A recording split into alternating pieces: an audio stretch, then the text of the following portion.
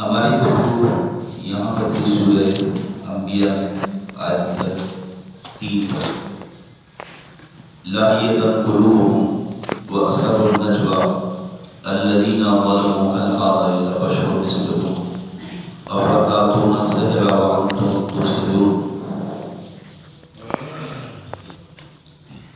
ہم نے عرض کیا تھا کہ جو کفار مکہ تھے جب پیغمبر اسلام صلی اللہ علیہ وآلہ وسلم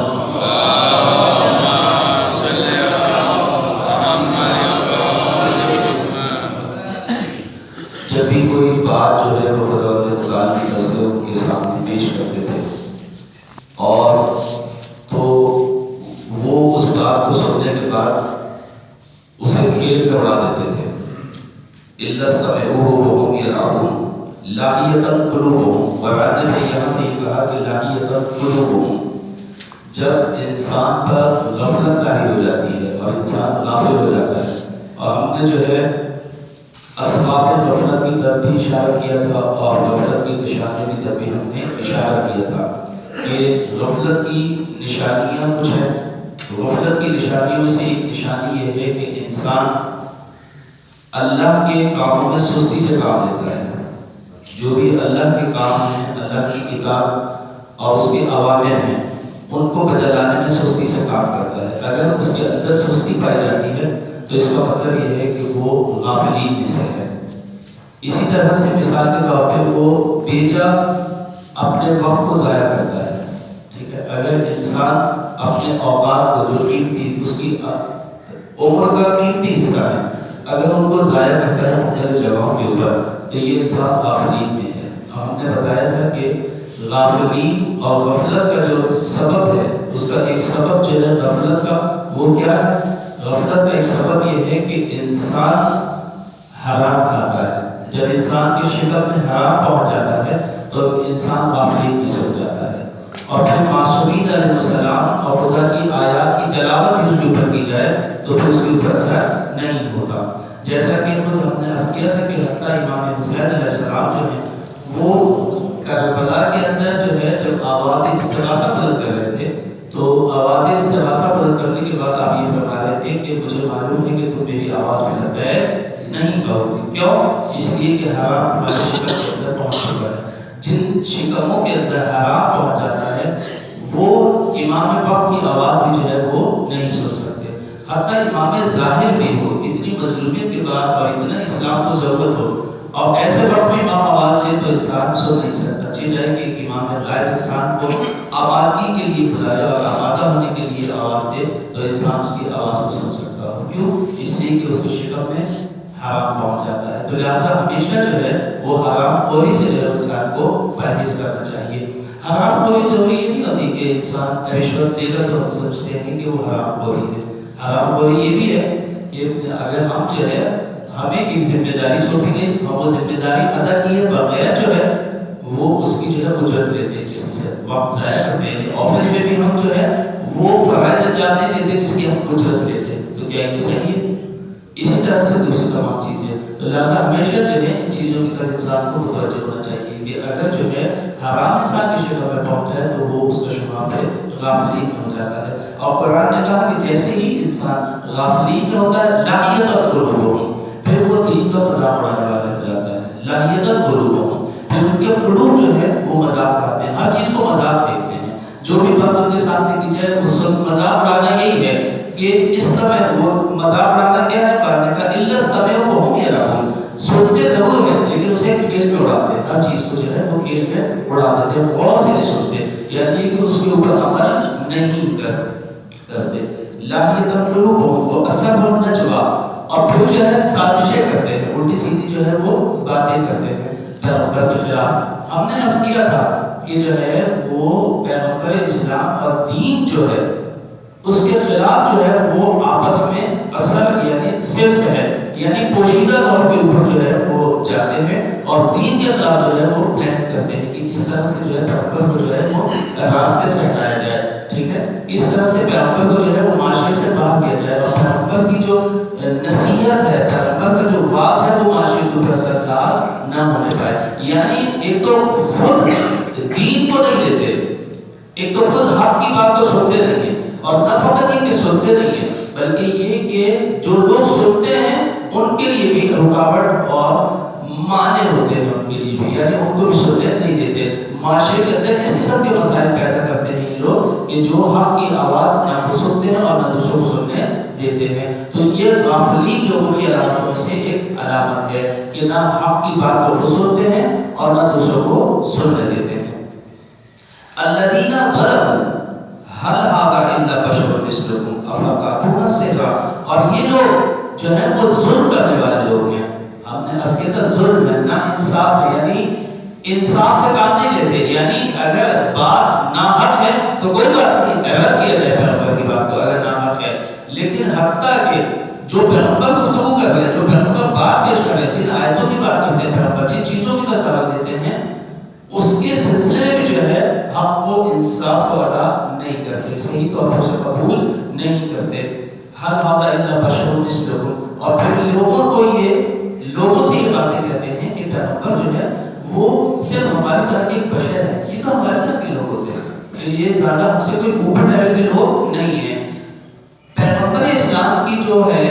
وہ خود ان کی اقوال جو ہے کہ پیغمبر بشر مثلکم، کیونکہ پیغمبر اسلام کی جو زندگی تھی وہ اتنی سادہ ہے بالکل، یعنی عام لوگوں کی طرح زندگی گزارتے ہیں، عام لوگوں کے درمیان ہوتے ہیں، ان کے علاقوں میں ہوتے ہیں، ان کی زبان بولتے ہیں، ان کی طرح لباس پہنتے ہیں، یعنی کوئی شاہانہ زندگی نہیں گزارتے تھے۔ وہ سمجھتے تھے کہ انبیاء اور ائمہ معصومین علیہ السلام کی جو زندگی وہ بالکل شاہانہ ہونی چاہیے، کوئی اس قسم کا آدمی منتخب ہونا چاہیے کہ جو وہاں کے بزرگان میں سے ہو۔ جیسا کہ آپ کو خود بھی پتہ ہے کہ جب مولا کائنات جو ہے پہلی دفعہ جب خلافت پہ آیا، یعنی خلافت جب آپ کو ملی اور اس کے بعد آپ جب پہلی دفعہ آئے تخت خلافت پہ خطاب کرنے کے لیے، تو لوگ آپ کو نہیں پہچان رہے تھے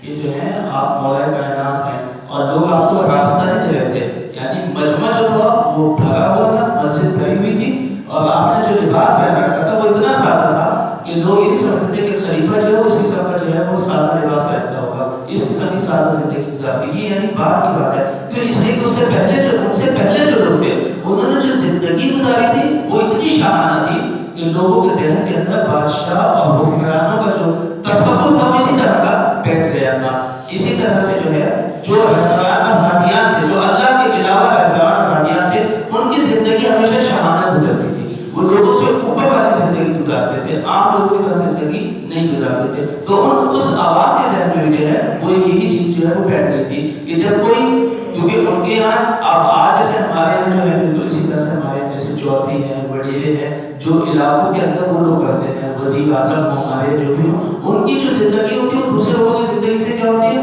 ہٹ کے ہوتی ہے، شاہانہ زندگی گزارتے ہیں، عوام کی طرح زندگی نہیں ہوتی۔ ان کے ذہنوں میں ایسے تھا یہ تو ہماری طرح کے لوگ ہیں، ان کو اعلیٰ قسم کے لوگوں سے ہونا چاہیے تھا۔ خداوند متعال نے انبیاء کو سادہ لوگوں میں سے بھیجا، ایسے لوگوں سے بھیجا جو عام تھے، عوام تھے، امیین کو اسی طرح سے هو الذی بعث فی الامیین رسولا منھم یتلو علیہم آیاتہ، اس کا مطلب یہی ہے، یعنی بالکل انہی میں سے لوگوں کو بھیجا ہے جو انہی کی طرح زندگی گزارتا ہے، ٹھیک ہے۔ خود یہ مبلغین کے لیے بھی یہ وہ ہے درس ہے کہ مبلغین کو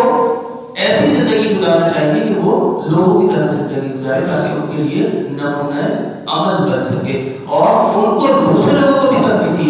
تربیت کی ہے کہ اگر انبیاء علیہ السلام، اگر ہادیان برحق جو ہیں وہ تمہاری طرح سادہ زندگی گزارتے ہیں تو اس کا مطلب ہرگز یہ نہیں ہے کہ وہ ہر چیز میں تمہارے لیول کے ہیں، ہاں زندگی تمہاری طرح ہے لیکن علم وہ تمہاری طرح نہیں ہے، بلکہ علم اور عمل کے اندر تم کے وہ تمہارے اوپر سبقت لیتے ہیں، وہ اللہ کی طرف سے ہدایت لے کے آتے ہیں۔ لیکن لوگوں کو وہ اس طرح سے کہہ کے بہلایا کرتے تھے اور بہلایا کرتے تھے کہ یہ ہادی نہیں ہو سکتے کیونکہ ہماری طرح سادہ زندگی گزارتے ہیں۔ الا بشر مثلکم افاتأتون السحر وانتم تبصرون، کیا تم لوگ نہیں دیکھتے کہ پیغمبر اسلام کے یہ تو جادوگر ہے،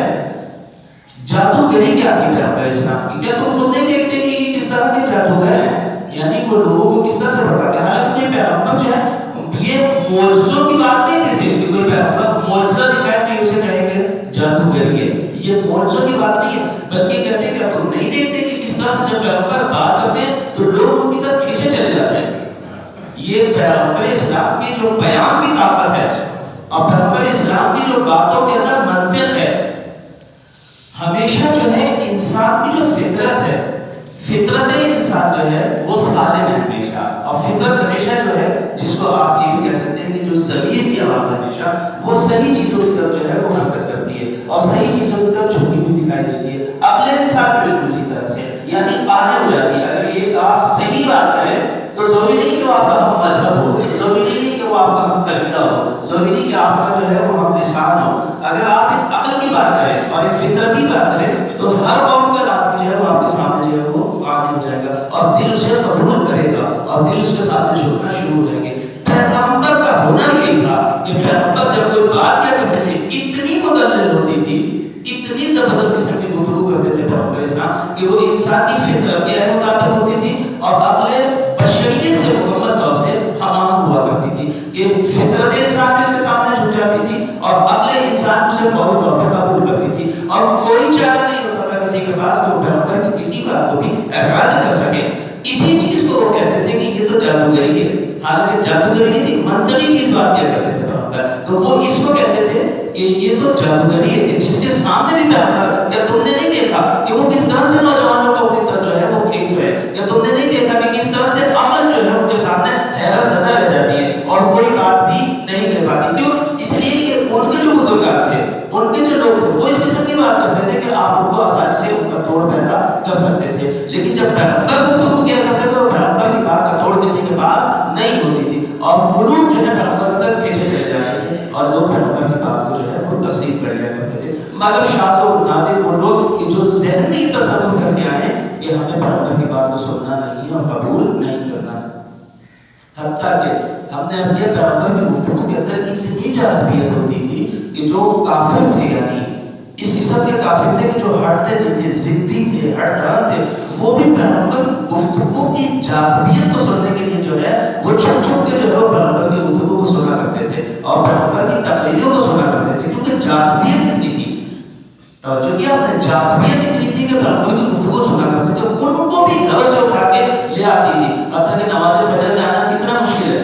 مومنین کے لیے مشکل ہوتا ہے، لیکن پیغمبر کی جو گفتگو کرتے تھے پیغمبر اسلام کافر کے پاس جا کے، تو صبح صبح اٹھ کے جو ہے پیغمبر کی گفتگو کو سننے کے لیے لوگ کافر جو تھے، ہر طرف کافر جو ہے وہ گفتگو سننے کے لیے آ جائے کرتے۔ یہ جاذبیت تھی، اسی کو انہوں نے قرآن سحر کے پیش کیا، یعنی آپ یہ دیکھیں یہ خدا متعلق اس گفتگو کو لا کے ہمیں یہ بتایا ہے کہ جو ہمیشہ مخالفین ہوتے ہیں وہ آپ کی صحیح بات کو بھی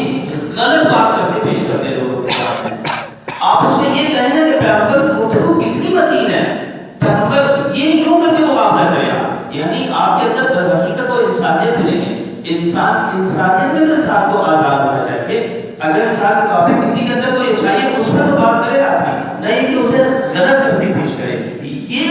ہمیشہ جو ہے کہ کافرین کی یہ سازش ہے، مومنین تمہیں ایسے نہیں ہونا ہے کہ کسی کی صحیح بات کو غلط کر کے پیش کرو، یہ والا کام تمہیں انجام نہیں دینا۔ یہ کافرین کی صفت میں سے ہے، یہ ان لوگوں کی صفتیں ہیں جو ضدی اور ہٹ دھرم ہیں اور دین کے مقابلے کے اوپر جو ہے صرف اپنے ہٹ دھرمی اور ضدی پن کی بنا پہ کھڑے ہوئے ہیں، یہ ان کی صفتوں سے ایک صفت ہے۔ لہٰذا یہ ہے کہ اگر تمہارے سامنے جب حق کی بات کی جائے تو اسے تسلیم کرو، یہ ضرور نہیں ہے۔ حق کی بات کو سن کر اور اسے تسلیم نہ کرنا جبکہ دل تمہارے جو ہے اس کے سامنے جھکے ہوئے ہیں، یہ خود ظلم کے مصادیق میں سے ایک مصداق ہے۔ حل هذا الا بشر مثلكم افاتاتون السحر وانتم تبصرون، اور تم خود نہیں دیکھتے اس بات کا، یعنی باقاعدہ لوگوں کو اس بات کیوں ہوا ہے تم بھی تو دیکھتے ہو اور سارے آدمی یہی دیکھتے ہیں، کیونکہ عوام جو ہوتی ہے وہ سادہ ہوتی ہے، وہ بھی یہی دیکھتے ہیں کہ ہاں واقعی ایسی ہے، پتہ نہیں کیوں کھینچے چلے جاتے ہیں، جب بھی بات کرتے ہیں اس طرح سے لوگ جو ہے وہ اس کی طرف کھینچے چلے جاتے ہیں اور جاب لوگ جو ہے وہ مسلمان ہوتے چلے جا رہے ہیں پیغمبر کے ساتھ۔ جتنے بھی جو ہے پیغمبر کے اخلاق کی وجہ سے لوگ پیغمبر کے گرویدہ ہوتے، جگہوں کی وجہ سے نہیں ہوئے۔ عزیزان محترم، ہم نے پہلے بھی عرض کیا تھا، ابھی بھی ہم عرض کر رہے ہیں کہ اسلام میں جتنی جنگیں لڑی گئی ہیں، جنگیں ابتدائی کوئی جنگ نہیں ہے، اسلام نظریہ نہیں کرتا جنگوں کا سر میں، یعنی اسلام نظریہ جنگ نہیں کرتا، اسلام کی جتنی جنگیں ہیں وہ جنگیں دفاعی ہیں۔ دفاعی دو طرح کی دفاعی جنگ ہوتی ہے، بعض دفعہ ایسا ہوتا ہے کہ دشمن سامنے آ جاتا ہے اور آپ جو ہے اس کا مقابلہ کرتے ہیں، اور بعض دفعہ ایسا ہوتا ہے کہ دشمن تیاری کرتا ہے اور دشمن جو آپ کے خلاف پلان کرتا ہے اور دشمن جو آپ کے خلاف سازشیں کرتا ہے، تو پھر آپ جو اس کے اوپر حملہ ہوتے ہیں اس کی سازشوں کو ناکام بنانے کے لیے۔ وَإِلَّا اسلام کے اندر جنگ ابتدائی کوئی جنگ نہیں ہے، اسلام نے جتنی جنگیں لڑی ساری کی ساری جنگیں جو ہیں جنگیں دفاعی ہیں۔ پیغمبر نے جب بھی کوئی میدان جیتا ہے تو اپنے اخلاق سے جیتا ہے، جو قرآن نے کہا اِنَّكَ لَعَلَىٰ خُلُقٍ عَظِيمٍ، آپ اخلاق کے اعلیٰ درجے کے اوپر فائز ہیں۔ جیسا کہ آپ نے دیکھا تھا ہمارے یہاں خود اسلام کے اندر جو ہے جنگوں کے اندر جو ہے یہ اس کے قوانین میں سے ہے کہ جب آپ جنگ کرتے ہیں اور حملہ کرتے ہیں آپ خواتین کو ہاتھ نہیں لگائیں گے، یہ اصول ہے جنگوں کا کہ آپ خواتین کو ٹچ نہیں کریں گے، آپ خواتین کو نہیں مار سکتے، ٹھیک ہے، یہ اسلام کی جنگ، یہ ادب ہے جنگ کا۔ اسی طرح سے جب دشمن ہے تو سب کو مار دیں آپ، لیکن اسلام کہتا ہے نہیں، آپ یہ والا کام آپ بچوں پہ ہاتھ نہیں اٹھائیں گے، آپ بچوں کو نہیں مار سکتے، اسی طرح سے آپ بوڑھوں کو ٹچ نہیں کریں گے۔ یہ جنگوں کے اصول ہے اسلام، کیوں؟ اس لیے کہ اسلام تباہی نہیں چاہتا،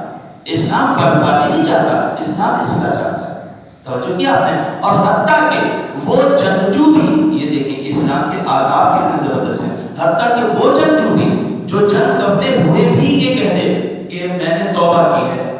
اور اسلحہ پھینک دے اور توبہ کر دے، تو آپ کو اجازت نہیں کہ آپ اسے قتل کریں، اسلام آپ کو اجازت نہیں دیتا۔ حتیٰ کہ جنگجو کا آپ کے خلاف اس نے جنگ کی لیکن پھر بھی جو ہے کیونکہ توبہ کر لی، اس نے اسلحہ پھینک دیا ہے، تو آپ کے لیے ضروری ہے کہ آپ جو ہے اپنا ہاتھ روک لیں، آپ اسے قتل نہیں کر سکتے۔ اسلام کے اصولوں میں سے یہ ہے کہ آپ جس علاقے میں بھی جائیں، کافروں کے علاقے میں پانی کے اندر کوئی آمیزش نہیں کرتے، جیسے بہت سارے کافروں کی یہ روشیں تھی، پانی روک لیتے تھے، بجلی کاٹ دینا، یہ سارے جو کام ہیں اس کی سر کے، یہ ایسے لوگوں کے ہیں جو آداب جنگ سے ناواقف ہوتے ہیں، یا پانی کے اندر کسی چیز کی آمیزش کر دیتے ہیں، زہر ملا دیتے ہیں، کوئی دوسری چیز ملا دیتے ہیں۔ اسلام نے ان چیزوں کے اوپر پابندی لگائی ہے کہ درخت نہیں کاٹ سکتے، پانی میں کوئی چیز نہیں ملا سکتے، بزرگوں کا احترام کرنا ہے آپ کو، اسی طرح سے ہوتا چل ہوگا۔ تو یہ وہ ساری چیزیں تھیں جن چیزوں میں اسٹرکچر اتنا مضبوط تھا دین کا کہ ان تمام چیزوں نے جو ہے لوگوں کو دیوانہ کر دیا تھا، اسلام کا دیوانہ وار لوگ پیغمبر کی طرف بڑھ رہے تھے۔ آپ نے دیکھا تھا وہ آسیہ جو تھی، اگر مجھے نام سے نہیں یاد ہے اس کا، مذہب کی جو بہن تھی وہ حضرت علی کی دیوانی ہو گئی تھی۔ جب اس نے جو ہے اپنے بھائی کا لاشا دیکھا، وہ تڑپتی ہوئی آئی تھی، لیکن جب اس نے مذہب کا لاشا دیکھا اس کے بعد جو اس نے رونا بند کر دیا اور کہا میں آج کے بعد اپنے بھائی پہ نہیں ہوگی، اس لیے کہ اس کا مطلب یہ ہے کہ اس کو ایک عادل اور ایک مرد شخص نے جو ہے وہ قتل کیا ہے۔ کیوں؟ اس لیے کہ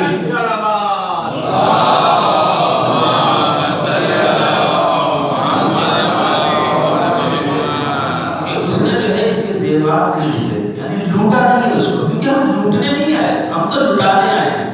جو کہ آپ نے اسلام لوٹنا نہیں چاہتا، اسلام لٹانا چاہتا ہے آپ کے اوپر، آپ کے اوپر کائنات کو لٹانا چاہتا ہے۔ انسان اصل ہے، اگر ہدایت پاتے تو یہ کافی ہے۔ اگر ہم کوئی کام کرتے ہیں، اسلام کوئی کام کرتا ہے، لوگوں کی اصلاح کے لیے کام کرتا ہے، تو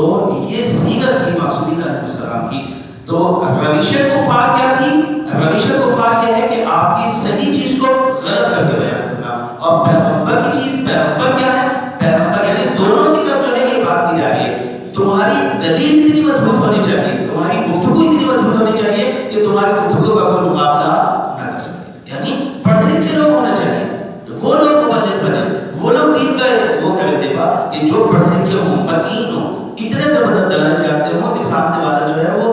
مہیب العقول میں لوگوں میں سے شامل ہو جائے، ان لوگوں میں اس کا شمار ہو، مہیب العقول ہو جائے، یعنی جن کی عقل حفظت ہو جائے تمہاری دلائل کے ساتھ، اتنا مضبوط ہونا چاہیے۔ نہ یہ کہ نہ پڑھے نہ لکھے نہ انہیں دین کا کوئی پتہ ہے، وہ خود آ کر دین کا دفاع کرنے لگے۔ جس کو دین کے دعوے کا پتہ نہ ہو وہ دین کا دفاع نہیں کر سکتا۔ یعنی خود ہمیں بھی یہی ہے کہ ہم وکیل آل محمد جب بنے کہ پہلے ہمیں آل محمد کا دعویٰ تو پتہ ہو، تب کہ ان کا دعویٰ کیا ہے، تب ہم اس دعوے کا دفاع کر سکتے ہیں۔ دعویٰ ہی نہ پتہ ہو تو پھر دفاع کس چیز کا؟ بچہ نہیں۔ تو ہمیں اس چیز کی طرف بھی رہنمائی کی گئی ہے، اور ادھر سے یہ بھی بتایا گیا کہ اس میں پریشان ہونے کی ضرورت نہیں ہے، تمہاری اتنی مضبوط دلیلوں کو بھی دوسرے لوگ جو ہے وہ اس طرح سے کر کے پیش کریں گے، تو تمہیں اس میں فکر کرنے کی ضرورت نہیں ہے، اس لیے کہ یہ کام تو انبیاءوں کے ساتھ بھی ہوتا رہا۔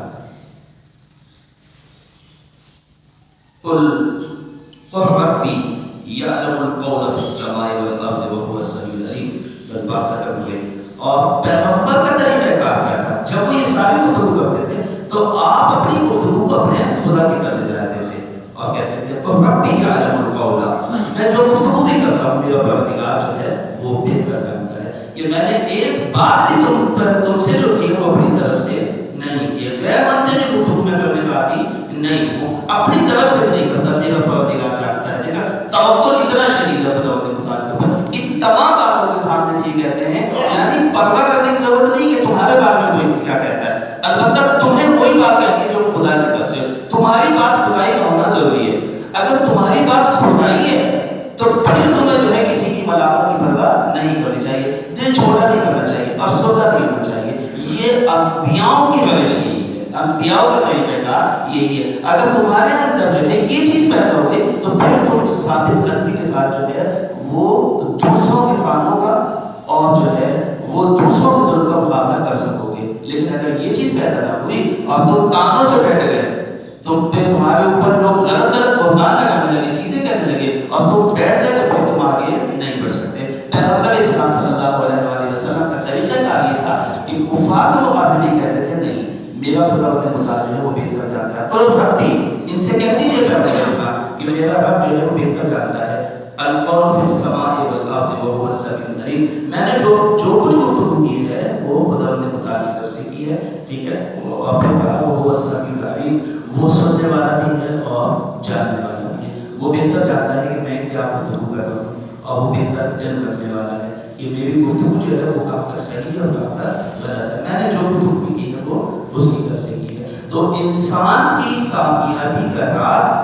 خدا بند خدا سے مرتبط ہونا ہے، یعنی تمہاری گفتگو ہمیشہ جو ہے وہ خدا بند خدا سے مرتبط ہونی چاہیے. اپنی گفتگو نہ کریں، خدا کی گفتگو کو پیش کریں. جب آپ خدا کی گفتگو کو پیش کریں گے تو خدا کی گفتگو ہمیشہ جو ہے لوگوں کی گفتگو کے اوپر حاکم ہے. لہٰذا آپ کو ہمیشہ کامیابی بہتر ہوگی اور کامیاب ہوں گے انشاءاللہ. خدا بند خدا سے دعا کیجیے کہ ہم سب کو پیغمبر اسلام کی سیرت پہ عمل کرنے کی، ان کا مطالعہ کرنے کی اور اسے سمجھنے کی توفیق عطا فرمائے. باری اللہ ہم سب کو قرآن کے ساتھ معشوق فرما. باری اللہ ہم سب کو قرآن کا مطالعہ کرنے کی، اس کی تلاوت کرنے کی اور اسے سمجھنے کی توفیق عطا فرما.